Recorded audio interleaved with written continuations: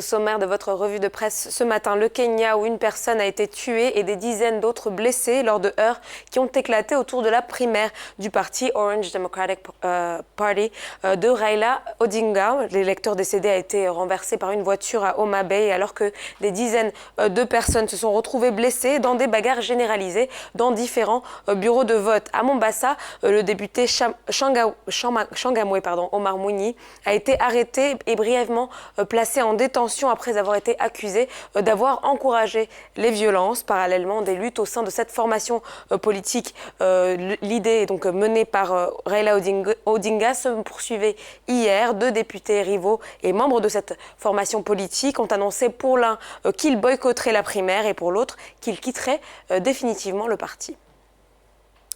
Au Niger, 5000 tonnes de riz, du don humanitaire de la République islamique du Pakistan pour venir en aide aux populations nigériennes en proie à l'insécurité alimentaire ont été détournées au port de Cotonou en 2016. C'est en tout cas ce qui ressort d'une enquête menée par des journalistes nigériens et béninois ces 6 derniers mois. Les faits remontent au 14 février 2015.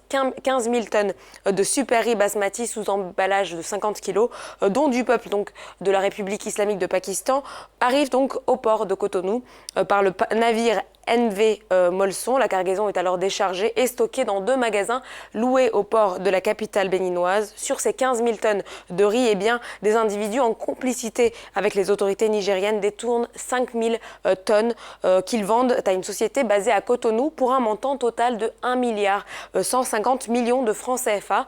Tam Tam Info nous rappelle eh bien, que chaque année, les organisations humanitaires estiment à plusieurs millions les Nigériens victimes d'une insécurité alimentaire, une situation exacerbée depuis le début des exactions de Boko Haram, la secte, par l'arrivée également massive de réfugiés, de plus de 50 000 réfugiés et retournés du Nigeria, sans parler de ceux du Mali dans la région de Tillabéri. La situation est tellement critique au Niger qu'une mission du Conseil de sécurité des Nations Unies a effectué une visite de 48 heures dans le pays. Cette mission a notamment relevé eh bien, que plus de 340 000 personnes vivant dans la région de Difa au sud du pays, soit près d'une personne sur 2, ont actuellement besoin d'assistance humanitaire.